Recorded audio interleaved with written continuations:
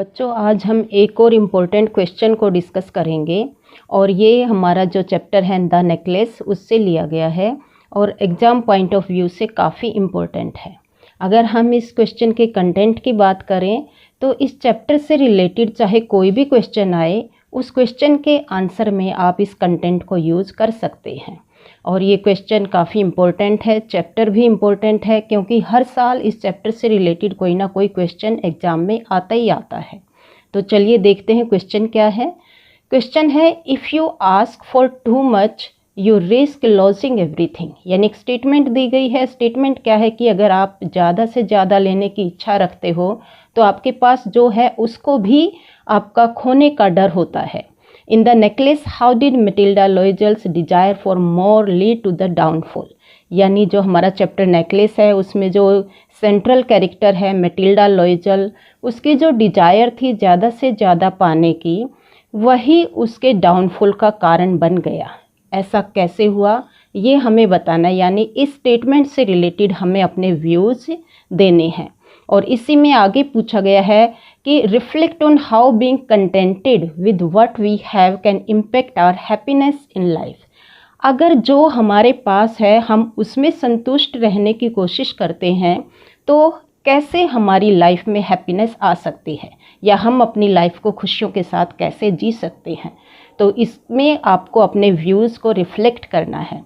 यानी first statement है कि अगर आपके डिजायर होती है ज़्यादा से ज़्यादा पाने की, तो जो आपके पास है उसको भी खोने का डर होता है। और सेकंड में पूछा गया है कि जो हमारे पास है अगर हम उसी में संतुष्ट रहने की कोशिश करेंगे तो हम अपनी लाइफ को कैसे खुश रख सकते हैं। तो चलिए देखते हैं इस आंसर से रिलेटेड क्या कंटेंट होना चाहिए। देखिए, ये पहले तो हम स्टेटमेंट के बारे में बताएंगे कि भी ये स्टेटमेंट आपको कैसी लगती है। तो statement I think it is quite true, क्योंकि हम जब तक संतुष्ट नहीं होंगे तो हम अपनी लाइफ को अच्छे से नहीं जी सकते। यानी हमारे अंदर डिजायर रहेगी ज़्यादा से ज़्यादा पाने की। अगर हम अपने बेस पर ध्यान नहीं देते, अपने इकोनॉमिक कंडीशंस को ध्यान नहीं रखते हैं और ज़्यादा से ज़्यादा हाईफाई जीवन जीने की कोशिश करेंगे तो ये चीज़ हमारे सामने आएगी ही आएगी। और यही सेम चीज़ मैटिल्डा को फेस करनी पड़ी थी and the same is the reason for her downfall. चलिए देखिए, the statement is quite true. If you ask for too much you risk losing everything. If we only desire for more without looking towards our base और present condition both economically and physically, we have to take risk of losing what we have now। यही बताया गया है कि अगर हम अपनी economically and physically condition को ध्यान में नहीं रखेंगे तो जो हमारे पास आज है उसको भी खोने का डर होगा।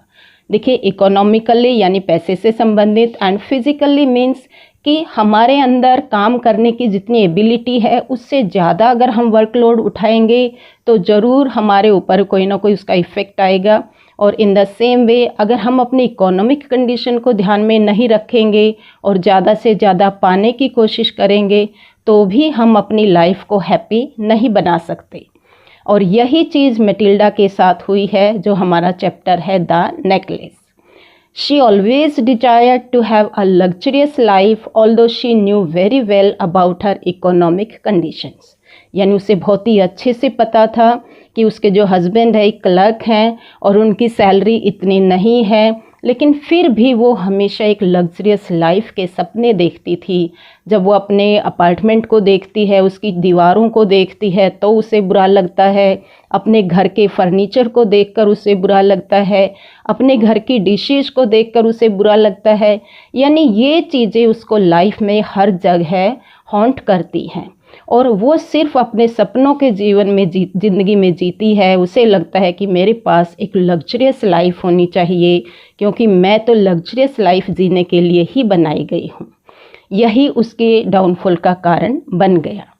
Although she was getting every basic need on time, still she was not satisfied with her present home, furniture and clothes। उसके हस्बैंड हर संभव उसको लाइफ की हर बेसिक चीज़ देने की कोशिश करते हैं, उसको हैप्पी रखने की कोशिश करते हैं, लेकिन वो इन चीज़ों को अवॉइड करते हुए वो सिर्फ अपनी लग्जरियस लाइफ के ड्रीम में रहती है। और अपनी इसी कारण यानी अपनी एक आइडेंटिटी बनाना चाहती है कि वो एक लग्जरियस लाइफ को जिए। अब आगे देखिए, इसी में है, her this desire compelled her to borrow a diamond necklace from her friend which she lost in the party. यानी जो उसकी एक लग्जरियस लाइफ की डिजायर थी, इसी डिजायर की वजह से उसने अपनी फ्रेंड से एक नेकलेस उधार मांगा और जो उससे पार्टी में गुम हो जाता है। आपने जैसे कि स्टोरी में देखा, उसके हस्बैंड ने उसको पैसे दिए ड्रेस खरीदने के लिए, लेकिन वो फिर भी हैप्पी नहीं थी। उसे लगता था कि इस ड्रेस के साथ का नेकलेस तो मेरे पास है ही नहीं, और इसी उसकी थॉट ने उसको कंपेल किया, मजबूर किया कि उसने अपनी फ्रेंड से नेकलेस उधार मांगा और जो उससे गुम हो जाता है। और उसी नेकलेस की कॉस्ट को रिप्लेस करने के लिए उनको 10 इयर्स तक हार्डवर्क करना पड़ा। यानी जिस अपार्टमेंट में वो रहते थे उन्होंने उसको भी चेंज कर दिया, उसके हस्बैंड ने भी एक्स्ट्रा वर्क करना शुरू किया, उसने भी अपने घर के नौकर वगैरह जो भी थे सब हटा दिए, खुद वर्क करना शुरू किया और एक हार्ड स्टडी लेडी वो बन गई। जहाँ वो अपनी लाइफ को सिर्फ सपनों में जीती थी, अब वो हर टाइप का वर्क करने लग गई थी। यानी उसकी एक डिजायर ने उसको बिल्कुल चेंज कर दिया और 10 साल के हार्डवर्क के बाद वो उस उधार का पैसा वो चुका पाए। It is a result of her desire to have more and more. और ये किसी और चीज़ का कारण नहीं था, सिर्फ उसकी डिजायर का कारण था, जो उसके अंदर एक इच्छा थी एक लग्जरियस लाइफ जीने की। If she had learned to live a life with satisfaction with what she had, she may avoid her downfall. अगर उसने ये सोचा होता कि जो मेरे पास है वही मेरे लिए सफिशिएंट है, वही मेरी हैप्पीनेस है, तो शायद वो अपने डाउनफॉल को अवॉइड कर सकती थी। और उसकी इसी स्ट्रॉन्ग डिजायर की वजह से, जो कि एक लग्जरियस लाइफ जीने की इच्छा थी, जो उसके पास था उसने वो सब भी खो दिया। तो इस चैप्टर से हमें यही सीख मिलती है कि जो हमारे पास है अगर हम उसी में कंटेंटेड यानी संतुष्ट रहने की कोशिश करेंगे तो हम अपनी लाइफ को हैप्पीनेस के साथ जी सकते हैं। तो इस चैप्टर को ध्यान में रखते हुए हमें लाइफ की इस सीख को भी अपनी लाइफ पर फॉलो करना है, और इस चैप्टर से रिलेटेड कोई भी क्वेश्चन आ जाए उसके कंटेंट में आप ये कंटेंट डाल सकते हैं, तो ज़रूर आपको अच्छे मार्क्स मिलेंगे। अगर आपको ये वीडियो हेल्पफुल लगती है तो सब्सक्राइब ज़रूर कीजिए।